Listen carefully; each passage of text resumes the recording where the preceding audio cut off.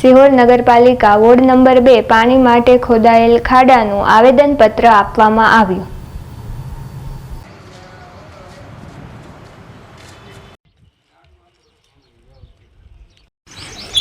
છ મહિનાથી ખાડો ગાડીને ગયેલા છે નગરપાલિકાવાળા.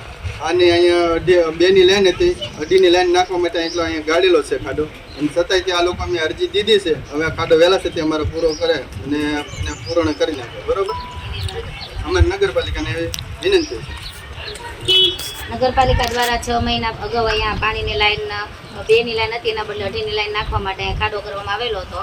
ત્યારબાદ નગરપાલિકાવાળા લાઈન નાખીને ગયા પછી આ ખાડો એમનામ મૂકીને જતા રહ્યા છે. 6 મહિનાથી આ ખાડો એમનામ છે.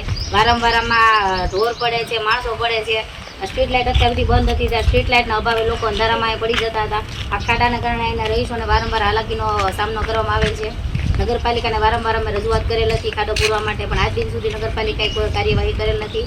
એ માટે આ ખાડો પૂરવા માટે અમે નગરપાલિકાને લિખિતમાં આજે મેં રજૂઆત કરેલ છે અને વહેલી તકે ખાડો પૂરવામાં આવે અમે એવી નગરપાલિકાને અમે રજૂઆત કરેલ છે.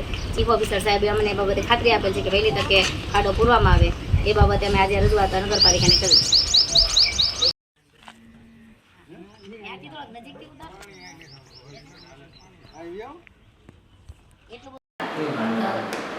પાણી પુરવઠાવાળે ખાડો કર્યો હતો, તમને રૂબરૂ રજૂઆત કરી હતી. એના પૂરવા માટે સાહેબ મૌખિક કીધું પંડ્યાભાઈ પણ કરી આપ્યું છે. એના આજે સાહેબ 4 થી 5 દિવસ થયા. ફરીથી મેં પૂછ્યું કે હું કે અમારી પાસે જેસીબી નથી, કે એમાં જેસીબી ખરાબ થઈ ગયું છે. તો સાહેબ આવડી મોટી નગરપાલિકા છે, આપણી પાસે એક જ જેસીબીની વ્યવસ્થા છે.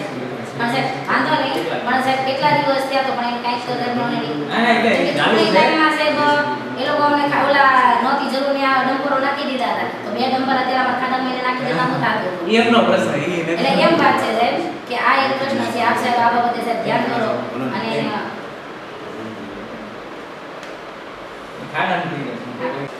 છે